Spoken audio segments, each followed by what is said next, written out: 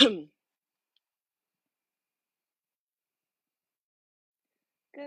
evening, my friends. I am just getting everything set up. We are waiting for my co-host Arya to join. Welcome to this New Hampshire Talk hang. We're going to talk to a couple of our NH Talk friends today about some of the various work that they're doing right now and just catching up with the friends on here, seeing what everyone's up to, getting a little bit of community organizing inspo, a little bit of context on New Hampshire politics. That's up your alley. That's crazy. You've landed on this very weird niche of New Hampshire politics. So congratulations on that. All right, there's Arya. And we're gonna bring Justin on in about 2 minutes once we're gonna let a few more folks join because we're popping on a bit early to make sure everybody works. Hey, Arya.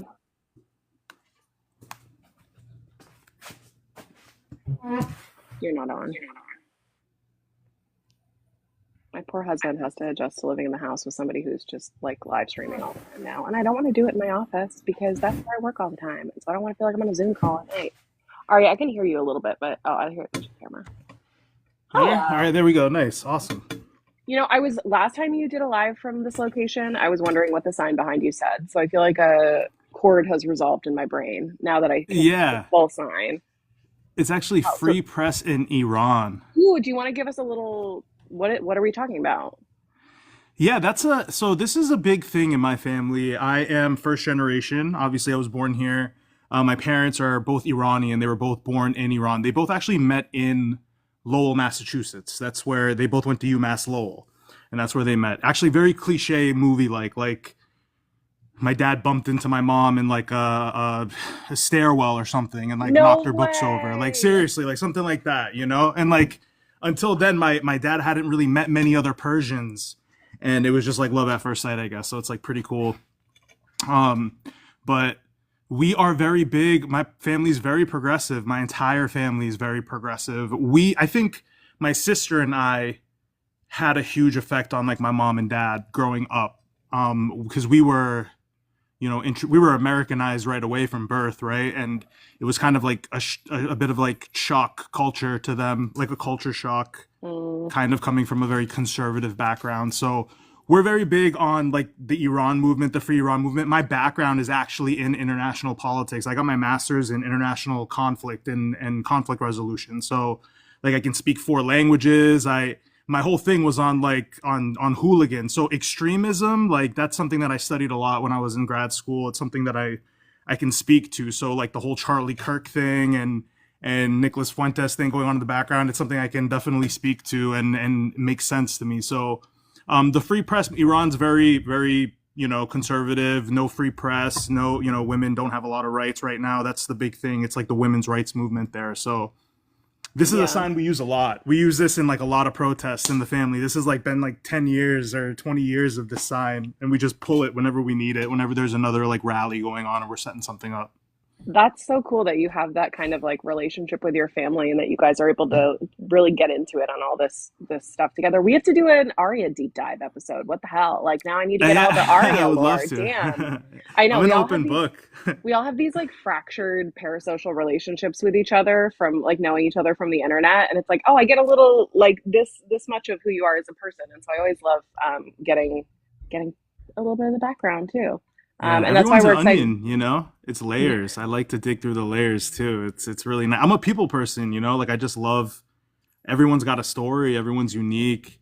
Like Justin, I can't wait to talk to him about his background. It's like something, it kind of feels like, who's the lady that left like the Scientology church and it was like a big deal when she left and it was like a big documentary about it. Was it I'm Leah not going to be able to retrieve her name right now, but I know exactly who you're talking about and I watched all of the documentaries.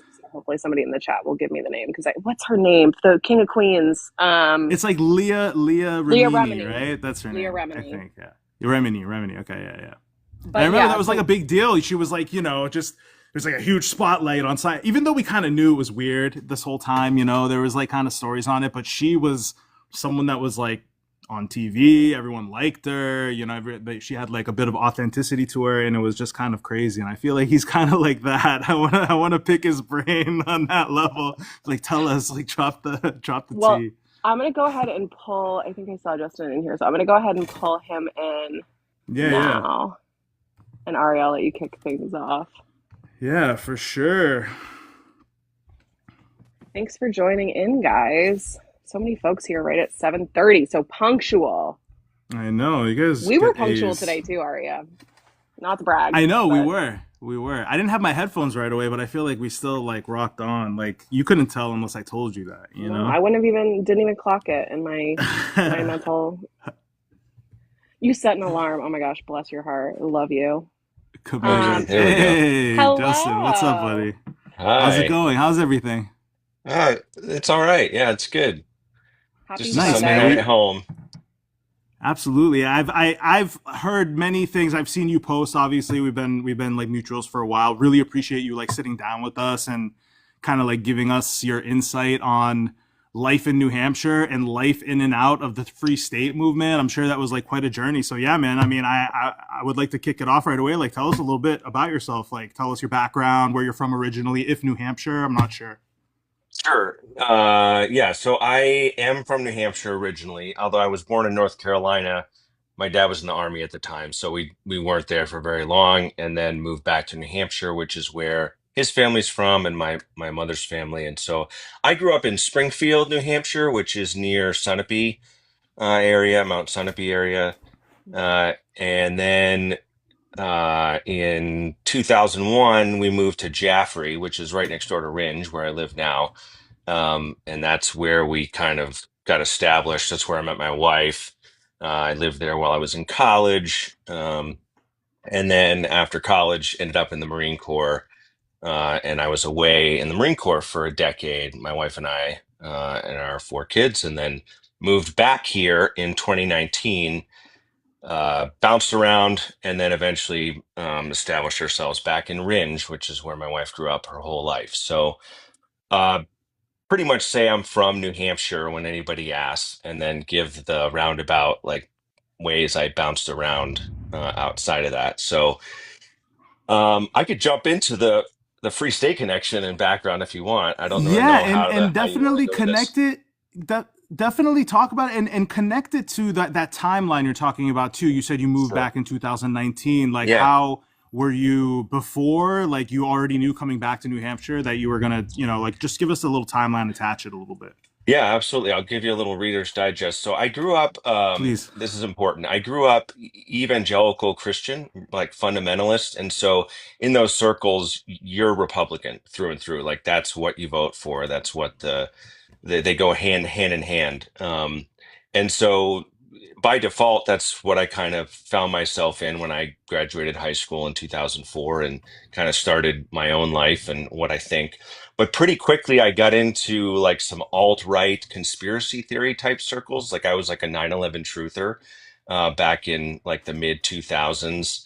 Alex Jones type material. I remember going to a screening of like a 9/11 truth film in Keene. Um, Back when I was still in college. So I got plugged into that part of, I guess, the internet or politics. And that has some sprinkling of some anarchist beliefs and some libertarian beliefs. They're all kind of mixed in, a mixed bag. And I really got ramped up with it in 2008 when Ron Paul ran for president. So that was my kind of launching into active politics, and I did a little campaigning for him. And I was actually part of like some anti-war, like anti-Iraq war stuff as well. So how I ended up in the Marine Corps, I mean, I wanted to be a pilot, so I knew the military was a track to do that. So it doesn't make it's kind of cognitive dissonance, but I thought, well, this is a means to an end, and I'm going to just go in the military, and hopefully I don't go to war, which I didn't. But that's a whole nother thing we could talk about. But politically, uh, I was still very much like a Ron Paul type libertarian for several years. And that's how I found out about the Free State Project after I moved away from New Hampshire and I was plugged into kind of, I don't know if you're familiar with the Mises Institute or any of those really libertarian organizations. No, Um, tell us a little bit about those, or like sure. are those like brain trusts of libertarians, something that like Yes. Yeah. libertarians would Yeah. go to from all over? Okay. Yeah, so if you're really like drinking the libertarian anarcho-capitalist Kool-Aid, you're familiar with names like Ludwig von Mises and other thinkers, Murray Rothbard, who really wrote on an academic level, they say, about how life would function if the state didn't exist and we purely ran on like contracts between human beings. Like the roads would be owned by either corporations or individuals, and you would pay a fee to operate on them, is how they view life outside of having any government. Um, so that was kind of what I was red pilled into, or whatever you want to call it.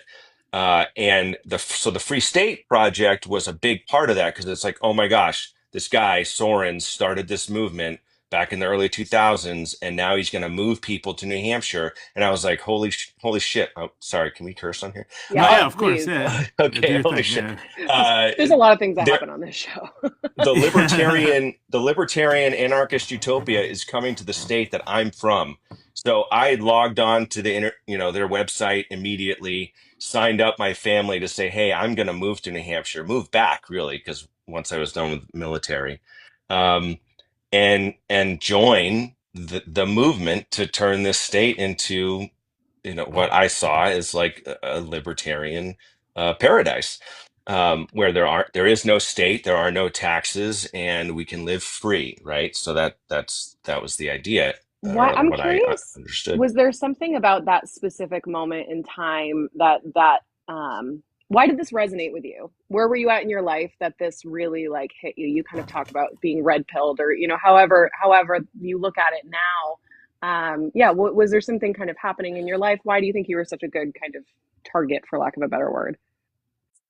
Yeah, I think the roots of like so Republicans, as I understood them when I came out of high school and became an adult, were like small government Republicans, right? And learning that libertarians really just wanted like that times 1,000, like taking that to the next level, appealed to me. And it appealed to my like individualist streak. Like it made sense to me that someone said the government is this entity that is only ever stealing from you and oppressing you, and the less we can make it, the better, to the point where maybe it won't even exist. And for whatever reason, that always, it just appealed to me. I thought, I'm a self-made person. Everyone should be self-made. Poor people are poor because they're lazy and don't work. And yeah, maybe people do have like some things that affect their ability to work, but that's the exception more than the rule. And like churches and individuals should help those people with charity, and we really shouldn't have like an organized way to help them. So I don't know. It resonated with me that, I want to keep my guns. I don't want people to be messing with my kids. I was anti-vaccine. I didn't have my kids in public school. That was state-run school, right? That was going to indoctrinate my kids into whatever. Uh, so, yeah, does that answer your question? Yeah, no, I appreciate. I was thinking about it. I'm somebody who's shifted politically over the years too, and like I was a Republican. I consider myself a very conservative Republican for a long time, and I remember learning about. I remember Ron Paul and a lot of that time, and the libertarian topic becoming very buzzy and being kind of like, yeah, that does sound nice, like in theory. Like I think because there's something almost like to be able to look at life through that simple of a lens, I think is how, at Hmm. least what it was for me. It almost made it feel like, yeah, I don't know how to explain it, but there's something about like the simplicity of it. Like, yep, and it just works. And if you work hard, life is good to you, and that's just how it works. And it's Hmm. harder to see the world with more nuance. Anyway, Correct. so And I really appreciate your reflection on this. I think it's super interesting.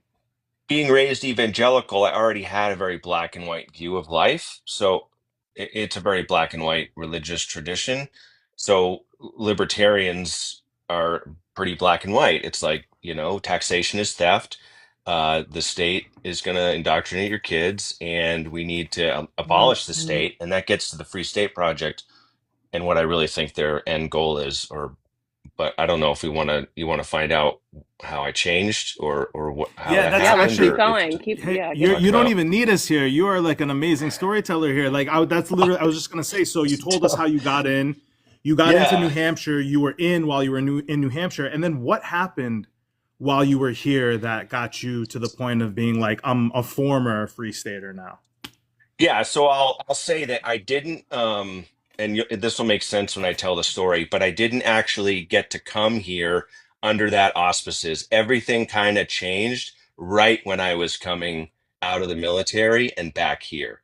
So Interesting. fast forward to 2018, yeah, late 2018, I knew I was going to be getting out of the military in 2019, so was already prepping for that in my life.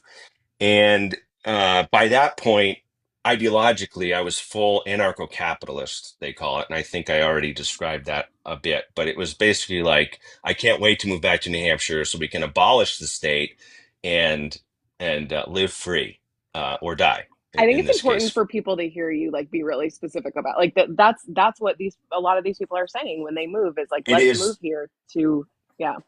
Just to be clear, the Free State Project's end goal is to abolish the state. There is no realm in which it's about like small government or compromise with people who want government. The end goal is state abolishment. So, um, just so everybody's clear on that, even no matter how much they try to hide it, or sneak in with Republicans. But I digress. So 2018, and it's important that you knew that I was evangelical because this is a big factor of how I changed my view.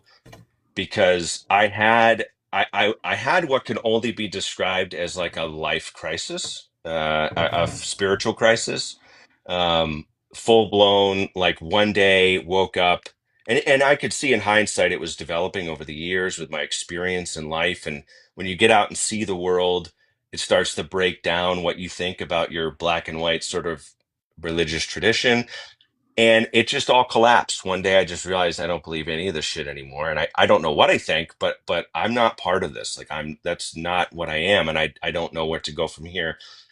And I told my partner, and you can imagine that was a surprise. Like it was really chaotic. I didn't really know what was happening in my life. He didn't. Neither of us did, uh, and it almost ended our marriage. At that time, there was a lot going on. I'm getting out of the military or whatever, but as a result, we ended up in therapy. Thankfully, we had never been to therapy. It was always church like Mm. counseling stuff. And this is important again to the story because therapy with an actual therapist, we opened up about things that are real and true and not just focused on like I don't want to degrade spiritual traditions. I'm still technically a Christian in the Episcopal tradition. So I'm not saying religion doesn't have a place, but for that tradition. And so that opened me up to, I really need to explore what I actually think about the world. And I just so happened to have like 6 months of my life transitioning out of the military that I didn't have a job. And I had income still from the military because they kind of pay you while you're getting out, and I just started reading. I read and I listened to podcasts and watched videos, and I was just like consuming whatever I could consume on philosophy, government, religion, whatever. And just realized there was a much bigger world out there for what people think. And I didn't like solidify anything at that point. I just started down a road of like exploration. And that was early 2019. Um, And so, if I were to give the Reader's Digest version of how that led me to not be with the Free State anymore, I just realized one big thing, which is that the libertarian ideology um, is inherently selfish and has no concept of like how societies, social structures, social inequities, uh, or history in general actually works. And realizing that, I was like, okay, I can't do this. And so I never actually came back to New Hampshire under the FSP. I dropped the whole thing. I wasn't sure what I was, but I wasn't going to come back to that. Um, and then over the last 5 or 6 years, I've kind of developed what I think over time. And my partner, as shocking as it was in the beginning, she came along with me on that journey, thankfully. That's Oh, not always guaranteed. A lot of times these crises break people apart, but it didn't in this case. And here I am. that, I think And it's really amazing that you were able to stay together. Like I said before you joined, I've watched all the cult documentaries, so I know that that doesn't normally, not to say it's a cult, but like to leave that type of an oppressive or a system that's it's very tough to kind of maintain that relationship, and so I think that's very, very cool. Um, how has that process been? How was that process from her side too? When you kind of came to her and you were like, okay, I've kind of had all these realizations. Like, was she in a similar place? Or and also, don't feel like you have to speak for her. We can kind of move past this if you're not comfortable with it. N- No, that's fine. We've had, just so it's clear, we've had this conversation about what we kind of mutually agree we're okay talking about. And there's a lot we won't talk about to anyone, but the things we are willing to talk about is that yeah, she was totally caught off guard, totally caught off guard. I'm talking had no idea and wasn't in the same place at all. So it's like telling someone who's in a cult, I'm where we were in this together, now we're not in this together. And it freaked her out. She thought I was lost, that I was going to, if I died like the next day, I'd be like suffering in hell. I mean, there's lots of very real fears that go into that. Um, and she wasn't really dyed in the wool about the libertarian politics and stuff like that. That was my like wheelhouse. Um, that's just she's politically she's very passionate, but she's not more she's an introvert. She likes to keep to herself, so she has her beliefs and that's it. But she was just kind of doing life, thinking everything was hunky dory, and it wasn't. So so it was very tumultuous for like I'd say 8 months.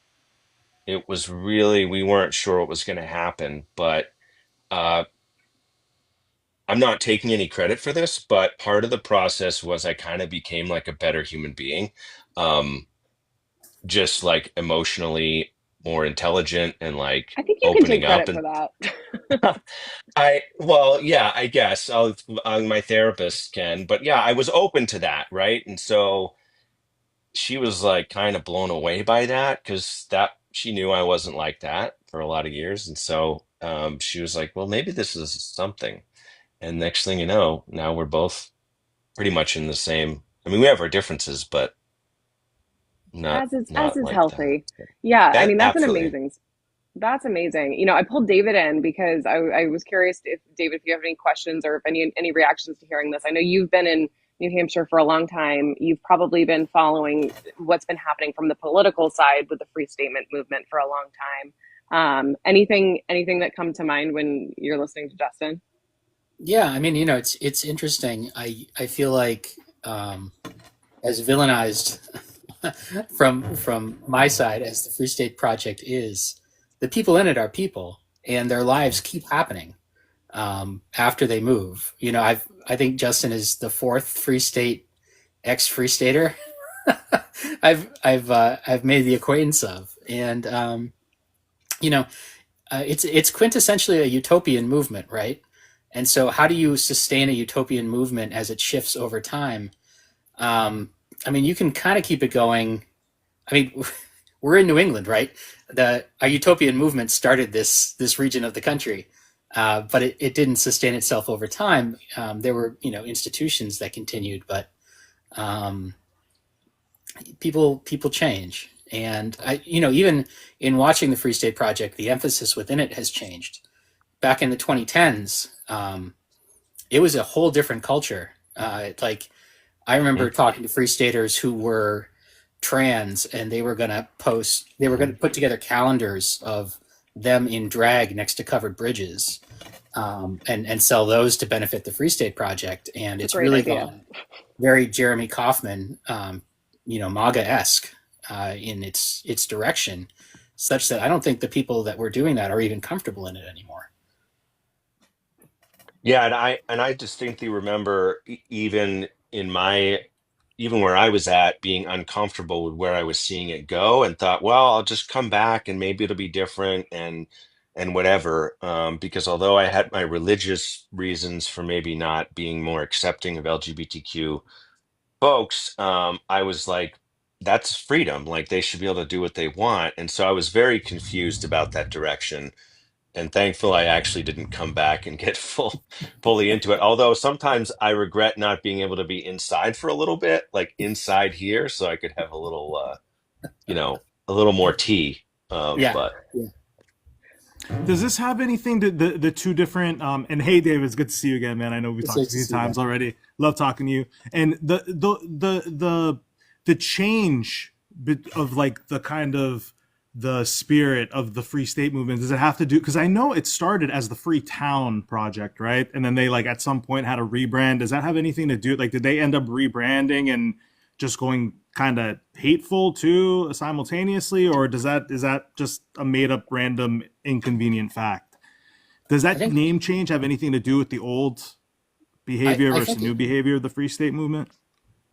I mean, Justin might have more insight than I do, um, but if he doesn't, I don't recall it being related to a name change, and I don't remember the distinct time period it kind of shifted. But I know, David mentioned Jeremy Kaufman.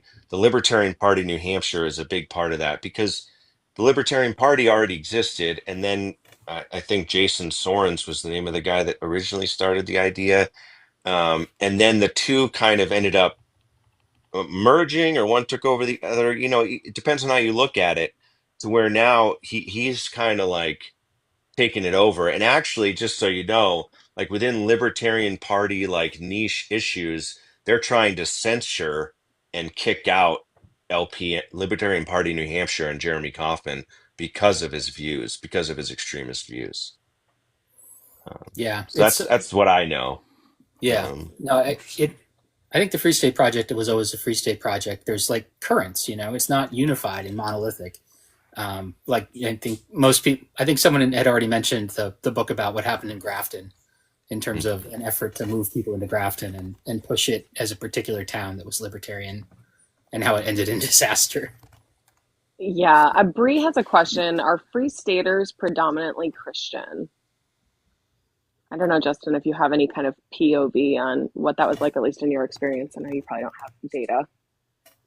I don't. And I probably would have more to say if I actually went to it. Like I was planning to come back and go to like Pork Fest, if you're familiar with, that's a huge thing that they put on, Pork Fest and other things. And my impression is no, that people's religious affiliation isn't nearly as important in the Free State movement and the Libertarian Party as it is in like Republican politics.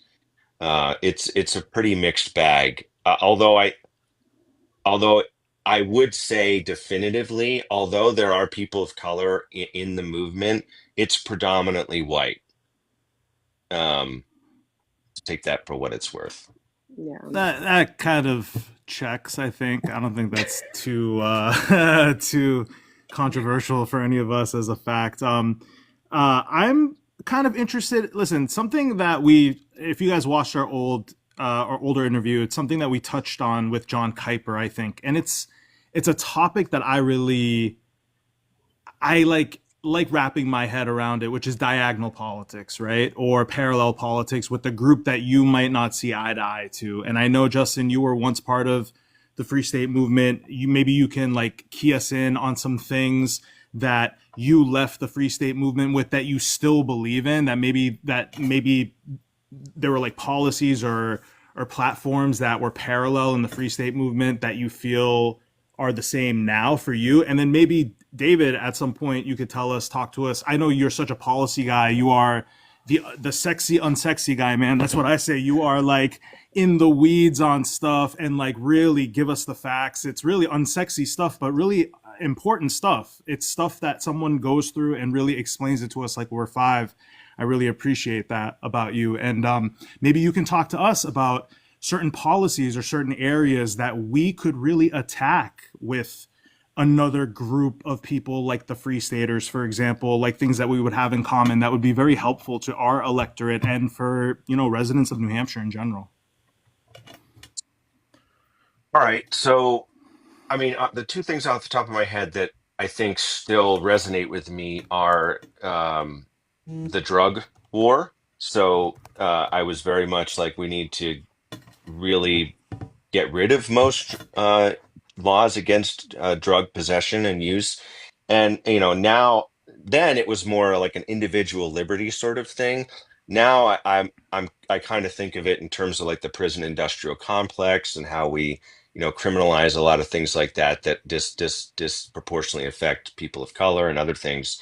But as a concept, I think there would be uh, some crossover there. And then the other thing is just housing and zoning in general. I mean, again, in a libertarian sort of anarchist free state thing, it's like, well, zoning sucks because you're telling us what to do and we should be able to do whatever we want. And now I'm like, well, zoning kind of sucks because it's these like not in my backyard type folks that won't let us do housing that actually benefits most people or is affordable. Um, so while there are some differences in the core reasoning behind it, there's still intersecting issues that maybe you could talk to somebody about. But before I pass it on to David, I just wanted to give like general commentary on your directional question or diagonal, as you referred it, is that unfortunately, and this is just my opinion, so take it for what it's worth, but Of course. unfortunately, I really don't think there's a way that you're going to get those like libertarian free staters and what we want to do to really meld up much at all. And that's because the underlying idea is the abolishment of the state. And so where there's intersection, it may be a way to get people in the conversation to move away from that or to move to a different like approach so that we're not so diametrically opposed, but it's really hard because it's very different at its core of what it wants to do. So that's Yeah, it. I mean, sorry, go ahead. I didn't mean to cut you No, off. that's it. Yeah. Nope, that's it. So, I think it's really important when you assess things to like not live in your imagination, because like you can in politics, it's really easy to tell yourself stories about how things work or what you want to see. And I guess I would just say, have we seen diagonal politics happening and emerging on issues? Because people are always trying to convince each other in the legislature, and you know predominantly what I've seen is that it appears that there's some area of overlap, but it's actually a mirage because um, people are part of groups and they embrace ideologies for personal reasons because they feel needs. And the need that they're feeling is not, let's find common ground. And the need of the group they're in, namely the Republican Party, is not such that they want to find common ground, because their political allies are enemies with the Democrats. And so they're not going to disturb that alliance or make trouble for themselves by jumping ship all the time to come clasp hands and leave social conservatives out in the cold. I mean, the Speaker of the House is a Free Stater. The leadership is extremely friendly to Free Staters, and yet no bills are sailing through the legislature that abolish zoning laws. There's no bills zooming through the legislature. They're having a hard time coming to a consensus on marijuana policy. And, it appears like, oh, well, they would want to legalize it, but they'll get hung up on the smallest things like, oh, you want to legalize and tax it. Whereas we don't want more taxes, so we're not going to agree to that. So I think if you haven't seen it emerge and you can't point to it, something where it happened, then be a little skeptical of the potential. Yeah, that makes Sorry to be a sense. downer. Before we wrap up with Justin, I just wanted to kind of ask one question. And David, if you have any thoughts on this, feel free to jump in as well. But like, we're trying, I think Ari and I are both trying to always come at these conversations from a place of being like solutions oriented too. So with that in mind, not to sound like that's such corporate bullshit. I'm so sorry. My friends always make fun of me for when I slip that stuff in here. But all that being said, what should a normal voter that's watching this that is not highly engaged with politics potentially, or maybe they are, what kind of action do you think people could be taking? I'm sure, Justin, you have spent many sleepless nights thinking like, how do I fix this? Like, can I help fix Mm-hmm. this? what's Mm-hmm. what's the answer? And like, what do you kick around in your head in terms of the end of this? Yeah. Uh, so David mentioning that like people are attracted to groups and ideologies, and this is very personal. Again, I don't want to make this so Debbie Downer, but like people change when like either they're given new information and they're open to that information, or they experience a crisis in life that makes them question a previously held view or ideology. And so I I've thought long and hard about this, and the thing that conclusion I've come to, and this is why I've agreed to co-chair the Ringe Democrats here, even though I'm not a Democrat in the sense that I'm a bit more leftist than that, but I think it's the best vehicle for our communities to organize around what we want for New Hampshire and for each other, and so we could parse that out. But what I've decided to do is I think the best course of action is to talk with people about how it's top and bottom, and not so much left and right. So our approach here in Ringe is going to be to like a working class versus everybody else approach, and hopefully an engaging conversation with people. Okay, how do you think the Republican Party or how do you think Free Staters are helping you as a working person? And then engage on those topics about how they aren't or how it might be different, and give them a an olive branch to say, hey, this actually isn't in our benefit as working people, and get the needle moving in a different direction. So that's why here in Ringe, that's going to be our focus. Like when we do some canvassing here in the fall and hopefully in the spring, um, to talk to people, even though we don't have a candidate right now, that's going to be the focus, is kind of an economic populist discussion, and not so much anything else, if that makes sense, the culture wars or whatever. Um, I think that's a good reminder for all of us, right? I think that's like such an important thing to like take with us through our conversations that we have with friends, or I think it's relevant. Everybody's talking about I hesitate to say his name because I feel like I'm going to get a TikTok ban for saying his name, but the guy with initials CK that we've been talking about all week, right? mhm. I think this is exactly, I think people are having these conversations with people they wouldn't normally talk to about these things this week. And I think that's a really good reminder of like, hey, like, we don't have to talk about that, right? We can talk about the stuff that matters right here. And that's, the class stuff is a huge piece of that. So I think that's actually I would love to transition over to some of the stuff that David's been working on. Speaking of local organizing, Justin, I know you're super involved in Ringe, like you're saying, and David, you've got some really cool kind of ways of thinking about this. Can you, before we get into like the logistics on these, can you give us what's the David lore? Like, what's the background? We've all seen this little sliver, this parasocial sliver of you through your TikTok account, but what should we all know about like your real life? Um, well, I mean, I grew up here in New Hampshire. I've lived here most of my life. I was putting my wife through school in Boston when I was in my early 20s, and I picked up a side job as a canvasser for mass equality, which was sort of fighting the effort to overturn gay marriage in Massachusetts. So this was 2006. Mitt Romney was the governor of Massachusetts. He wanted to run for president, and so he had to credentialize himself as a conservative.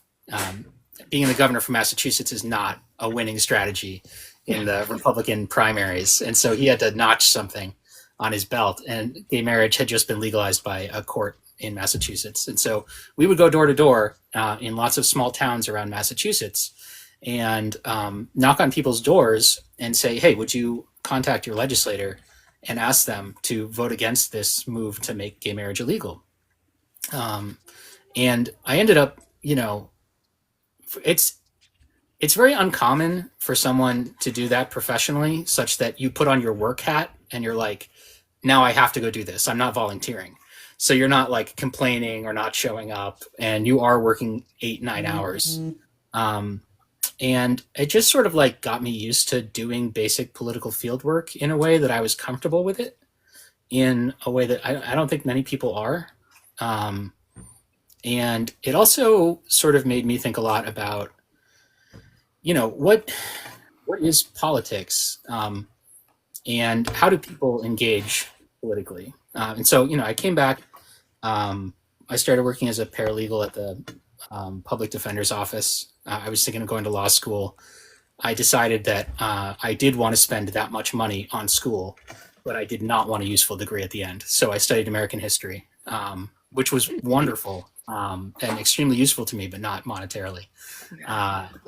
And so when I was in graduate school, I studied how political parties change over time, and with a focus on New Hampshire in the mid 20th century. And then I tried to be a teacher, which I'm not good at, and I went back to work at the public defender's office for a little while as an office administrator, and then I got a job at the legislature working as a researcher. So nonpartisan committee researcher in the New Hampshire House. And I got to sort of like warp speed the learning curve on what's going on in New Hampshire policy and how the legislature works and how the government works.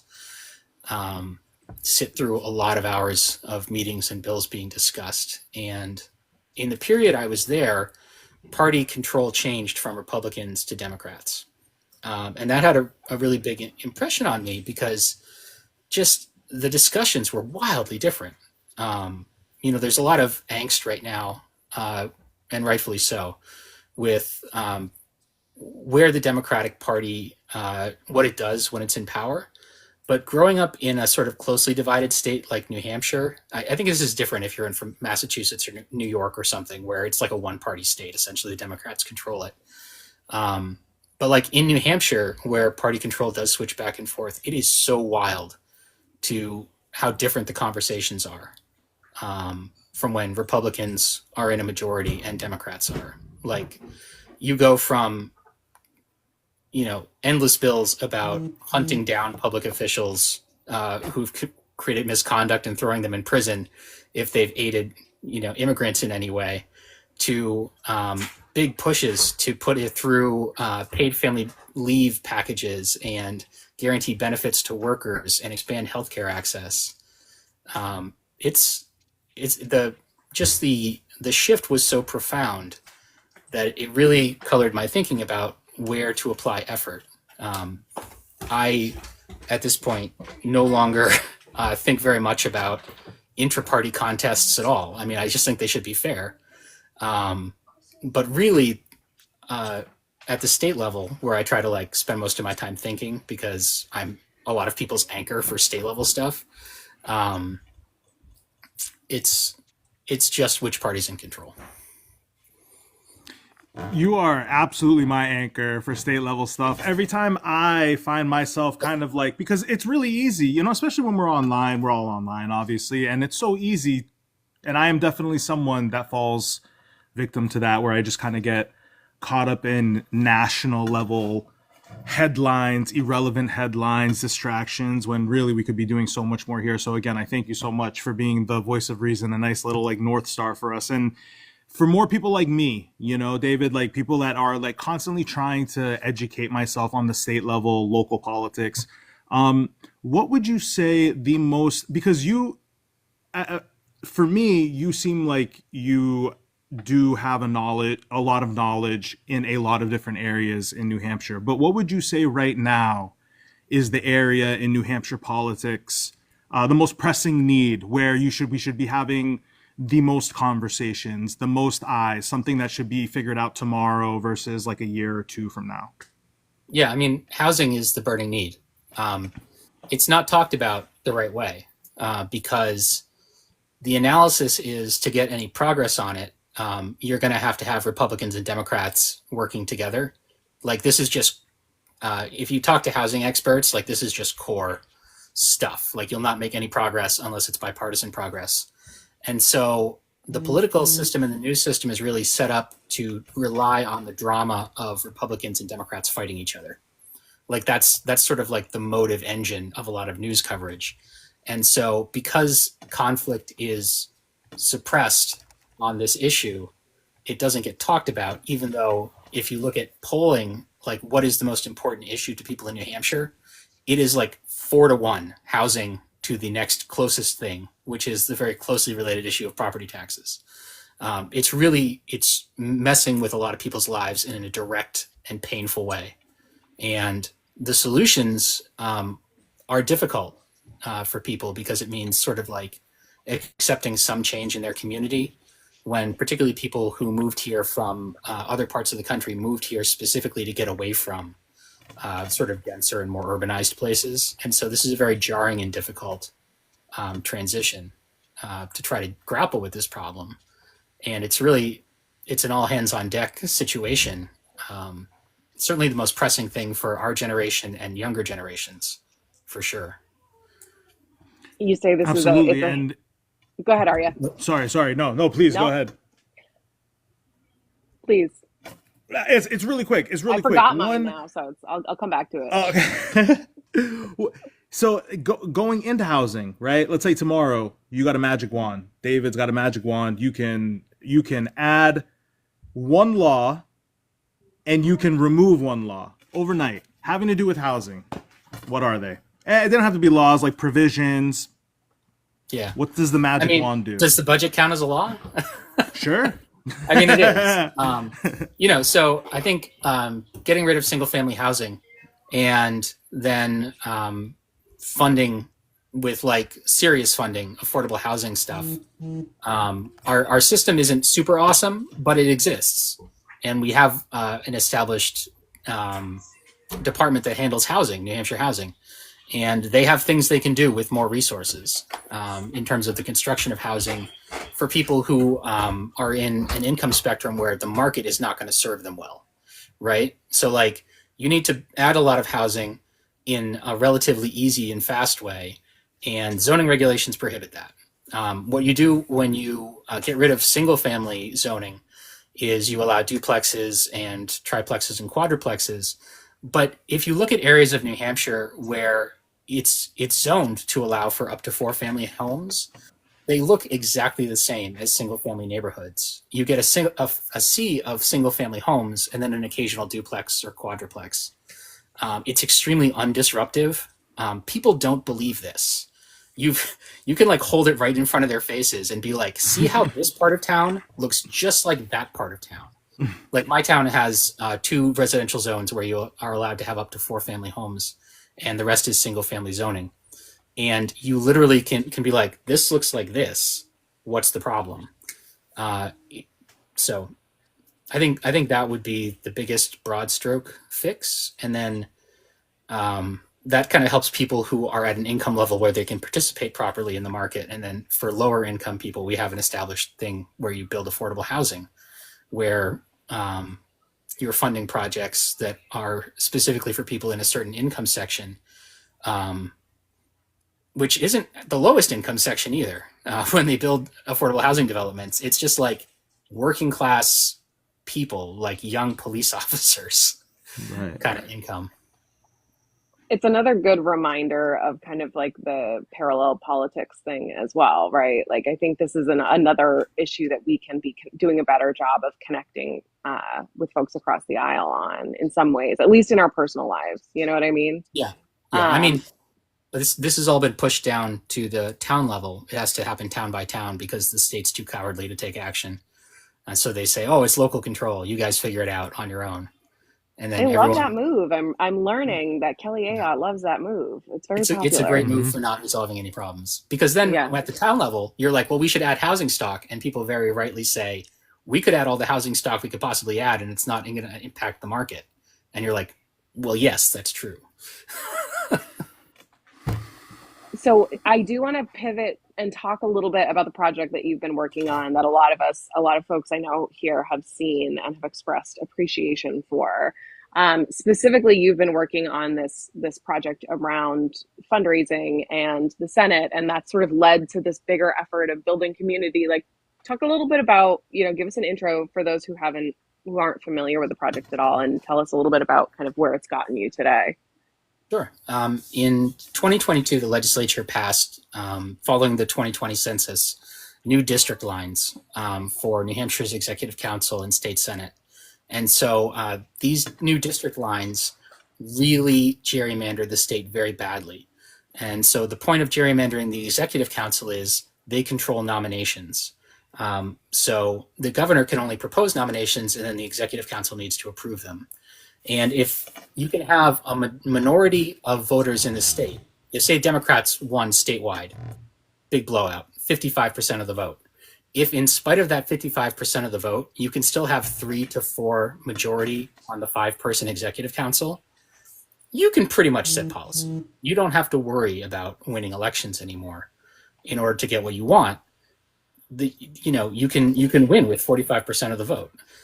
It's the same way in the state Senate.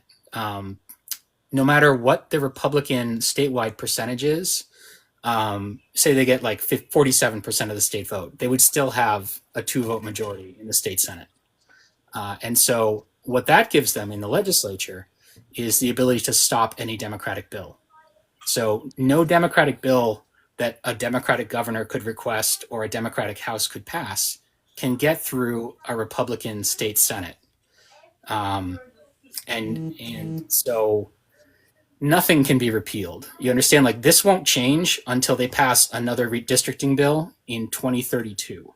Nothing that they've passed on trans rights, nothing that they've done in terms of school funding, this new Medicaid thing where they're taxing poor people on their income by making them pay premiums to be on Medicaid, that's not going away. That can only get worse. Like, they're not going to alleviate that. That's not their priority. They'll stop any Democratic bill that tries to change that back. And we're stuck here until 2032 unless we can figure out how to win these gerrymandered districts. So you look at like the 3 districts that are gerrymandered, but potentially winnable. All the Republicans have is like a +5 advantage. And so you say, okay, well, how can the Democrats win this district? And, I am not some sort of profound psychological messaging genius. I have had coffee with previous Democratic candidates for state Senate and thought a lot about it. And the big problem state Senate has is that it's too big to canvass. So you can't run a state representative campaign where everyone knows you already, or you get to know people. But it's too small to run like a big congressional campaign with lots of money and TV ads. It's like, each of the districts has like 40 to 60,000 people. And it's spread over, depending on, it depends on how urban it is. Sometimes it's like 4 towns, but sometimes it's like 23 towns. Sometimes it's like 50 towns way up north. It's a very awkward size. And what I've heard again and again from the candidates is, I felt like I was screaming and no one noticed, which is true. No one notices. Like if I asked any of you guys, who was your state Senate candidate in 2022 or 2024, I'm betting that the name's not leaping straight to your head. I didn't know until this year. This year is the first time I knew. Right. So how can you make these better campaigns? And also, I tend to a very leftward analysis and persuasion on things, although I'm not very ideological. And so I think it's better if you're not getting tons and tons of big dollar donations. And so what I found when I was a town chair in Warner was one of the things that helps people to dial in is if they donate. If they donate, your heart kind of goes where your money is a little bit. And also having money saved up for a candidate as soon as they start running is one of the most powerful levers you can have, because just $8,000 helps them to hire a professional campaign manager. It gets them all kinds of professional off the blocks campaign motion. And then other donors look at them and they say, holy cow, this guy might make, this guy might actually make it. This is a good investment. And then they invest. And that's what happened in our district last time. We had managed to fundraise $8,000 in advance. The candidate was a good candidate and he got off to a great start. And people were willing, I think he ended up raising like $240,000 for that race, which was adequate. And he would have gone pretty far if it wasn't a red wave year. So this is what we sort of do is we go to communities and organize it through the town committees and, build a system of support that the candidate can lock into, a bunch of small dollar, $5 a month donations that keep pooling over 24 months. And then you release them when the candidate's nominated. Building a email list of thousands of people in the district so they can instantly get in contact with supporters. Trying to think about all the ways that you can prep for a campaign before you even have a candidate. And that also helps you to recruit better candidates because your argument to someone on running in this risky district is, hey man, we have all this set up for you. All you need to do is show up, lock in, be a good candidate, and connect with people. We've taken away all the parts of politics that aren't actually about connecting with your constituents and writing laws. All of the money and the distributing yard signs, you don't have to do that. So there's sort of a virtuous circle. Can I ask a stupid question? Is this like a strategy that other places are implementing, or is this just an idea that you kind of came up with? That's a very good idea. It's sort of an idea that I came up with. Because it just seems, it's interesting, right? And I hope everybody felt very seen watching me listen to David say all of that very clearly. But I'm like, okay, and so then this, and then those people, and then that, because it is a little bit complicated if your brain isn't used to wrapping itself around this type of thing. But following that logic makes total sense, and you're like, okay, we really are kind of stuck until we solve this Senate problem, and we're not going to solve the Senate problem doing the things that we're currently doing. So we have to put energy here. And I just think it's so interesting. How are people reacting to it? Obviously, you have a lot of people on TikTok that are excited about it, but tell us more about, what are you hearing from people? Yeah, so I mean, I haven't done a big launch yet. One of the things about being Justin will sympathize with this. When you're a father of many, many kids, your political activities move slowly. How many children, David? 3. Oh my gosh, you guys are crazy. I don't know. I have 1 and I'm exhausted. I don't know how anyone does more than 1. So God bless you both. It's like that. We got to keep Social Security going. Me and Justin are the load-bearing pillars of the Social Security system. So funny. Yeah. So I've been talking about this a lot with the Democratic town committees, and because it's something new and different, and also Democratic town committees tend to focus a lot on their state representative races because that's very close to them. And oftentimes the candidates are part of the committees. The committees are recruiting from there.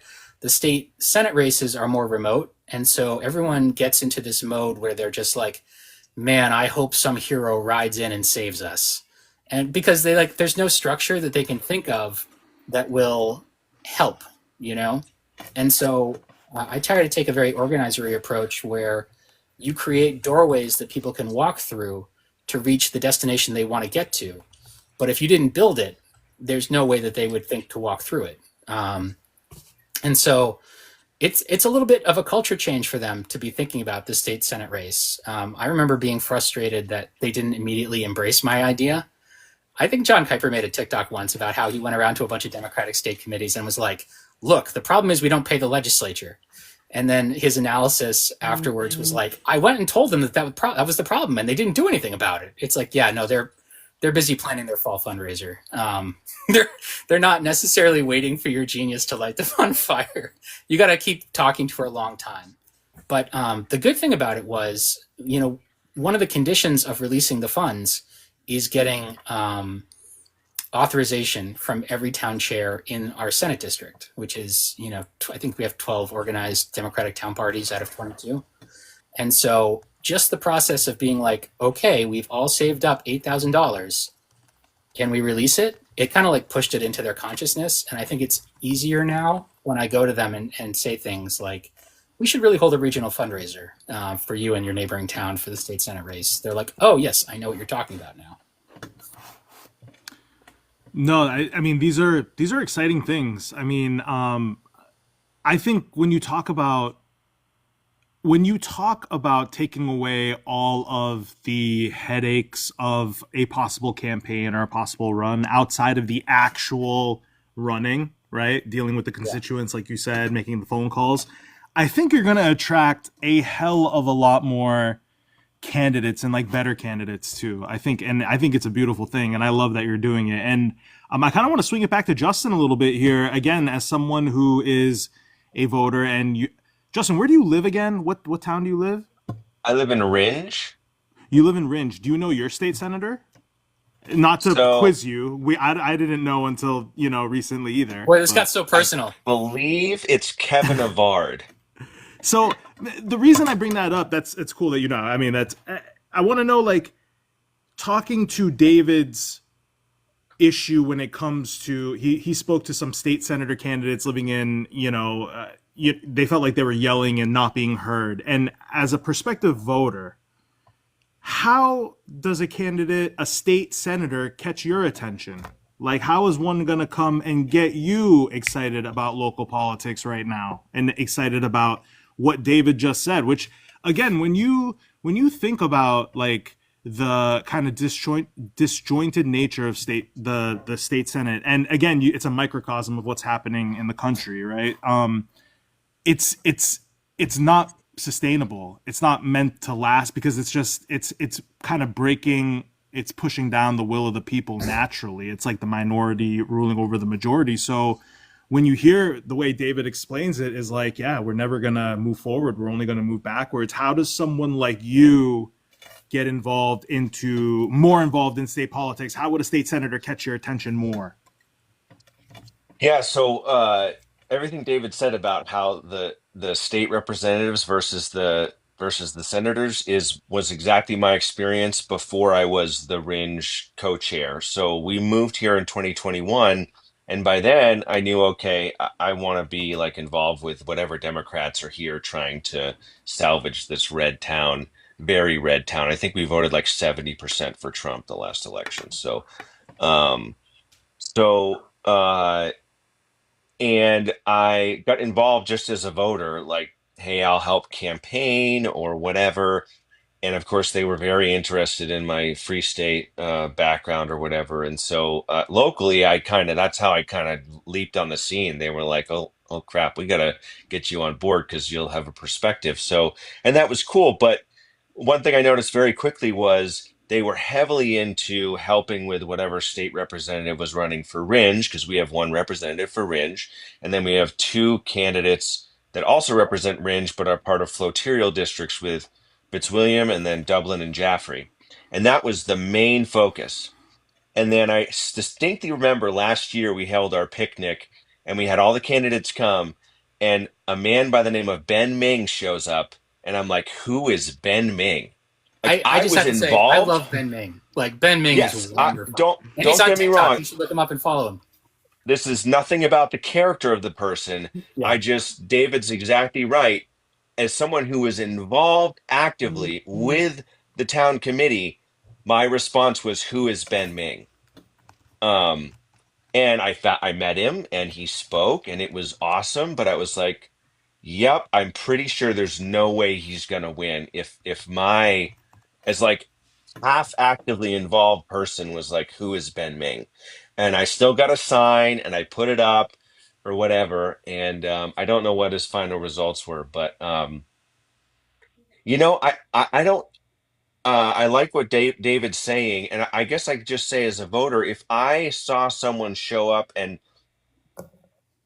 this is what I've kind of pitched to our committee for whoever we get to run for the Ringe state rep. And I know there's different issues with senators or whatever, but broadly they're the same stuff. We're gonna push like three or four bullet points that you can hammer down like multiple times every time you meet someone all the time. We saw that with Zoran Mamdani's campaign in New York City, and I know that's different or whatever, but I think it appeals to people when you can just hammer away the same like three or four bullet points of things that economically would benefit their lives, and just keep putting it out there, and you have the vehicle that David's talking about to promote it and run it through, I don't know, advertisements or signs or campaign events. And if I knew who Ben Ming was before he showed up to my Democrat candidate picnic, then that probably would have been a lot better. No, that's awesome. And listen, time flies, man. I was just looking at the clock here. We're already past an hour. I don't want to keep you guys here forever, but I want to leave you guys. I really listen, talking to guys like you, like part of the community, part of like the grassroots, and I interact with you guys every day.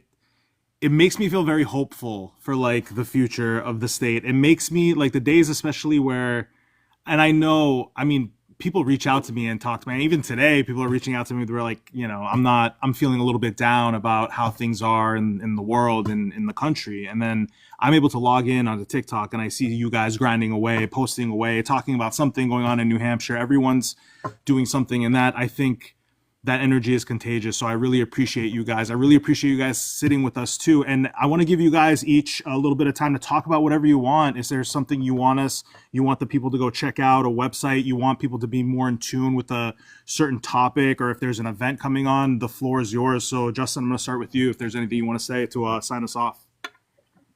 Well, I guess if there's anything I could say to people is I I watched an interesting video where it talked about the difference between people who kind of are left wing and those that are right wing, and that unfortunately, people who are on the left side of things tend to report being more depressed or more anxious about the world, and that usually is because we're more aware of the inequities of life, and that is fucking depressing.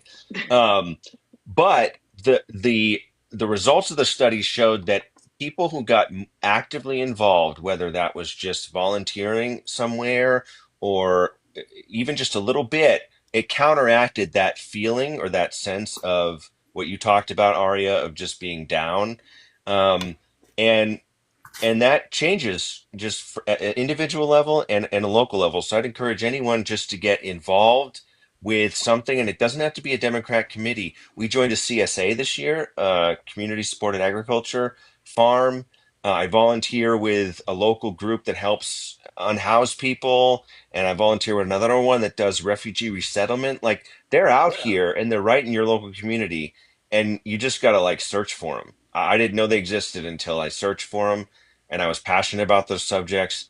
And now, like, I've hosted refugees, I've helped unhoused people, like, we're doing stuff with the committee. All this is happening just by Google searches and just being like, I have to be involved or I'm just going to go insane. So that's my pitch. It's awesome. Well, I wanted to say how much I appreciate the job you guys are doing, because, like, this is not an enterprise of just a few minutes. Like, you guys are putting in a lot of time in terms of bringing a community together. And I think it's very important because the times we're living in require courage. And for humans, it's very difficult to be courageous when you're alone and you feel like you're fighting alone. When we're all part of something and we're all working together, and you can always access that sense of community like you can on this app, which is kind of extraordinary. It really is an extraordinary door an extraordinary door you're opening for everyone.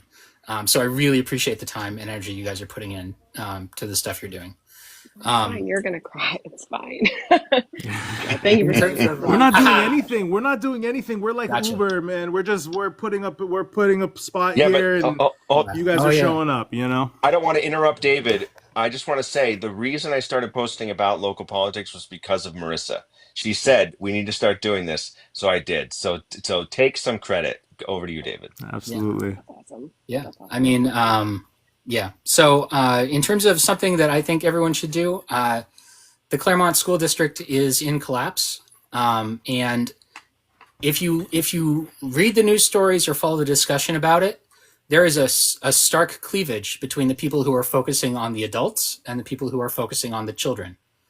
And you need to focus on the children, right? Because, like, this is the reason we have human society. Like, if these kids didn't take 18 freaking years to become full-fledged adults, we wouldn't have a society that's so much structured around working as a group.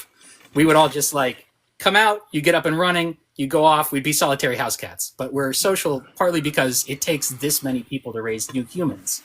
And all these things were separating us by community as though like this is happening to someone else's kids somewhere else is nonsense. There are kids, and it's right next door. Our state is not big. Like, no one who's watching this and is conceivably interested in anything I'm saying is more than an hour away from where these kids are going to bed right now to wake up tomorrow and go to school in a school district where the adults are like, well, I don't know if you're going to be home, kid. I don't know if we can have a theater production. I don't know if we can have music or sports. It's nonsense. And so the Alumni Association for the high school in Claremont has a fundraising page where you can help fund, provide some direct cash this year, one time only, to help run their extracurricular activities. And those kids absolutely deserve it. And the state isn't going to provide it because they're cowards and they're wrong. And we need to find new leaders. But while that's happening, we need to directly step in. I gave like $100 that, I wish I didn't have to give, but it's what it is. So go to the link in my bio if you want to give money and help kids. Great. And no, that's great. And I'm gonna when we clip these up, I have to get through some of our older interviews too. I'm gonna put that link right into the clip as well, so when people see this clip, they can actually go right there and donate. We're gonna have that. There's an account that's specifically talking about this issue, and we're gonna pull her. We're trying to get that scheduled, but we're working on it. Absolutely. So we'll have a longer Absolutely. dive into that topic.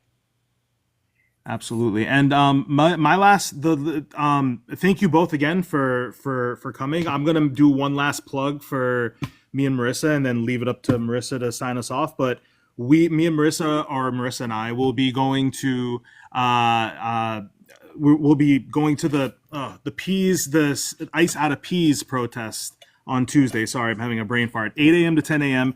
We will be on TikTok Live and Twitch, which this is on Twitch right now. There's one person watching, which is like one more. Hello, Twitch watcher. It's one more person than we had in the past. We're growing. It's your mom. 100% growth curve. Is problem. And then the last thing I wanted to say is just something personal, is more of a national movement. Me and Marissa and I have both posted on it. Blackout the System. Go to blackoutthesystem.com. This is very important. This is something that we can all do. September 16th to September 20th. Even little things like not using your credit card for those days. There's so much we can do with our wallet and our pocketbook, and I behoove you to go to that website and check out some of those hashtags, check out our videos, and be part of the movement, the economic boycott movement. So thanks again, guys, for coming. Really appreciate it. Marissa, you got the last word here. Thank you, guys. Yeah, put it on your calendar. Try to spend as little money as you can. Carry cash, and it's just a couple of days. Do whatever. It's not all or nothing. Do whatever piece of it you can do. This is like the biggest nonviolent lever we have right now, is to show how serious we're taking this stuff. So stay home if you can. Thank you guys so much for coming. This was such a fun, interesting conversation, and I'm going to be thinking about this and processing this for days. So thank you guys for being here. Thank you all for being here, and we'll talk to you again soon. Thank you. Bye, guys. Thanks, guys.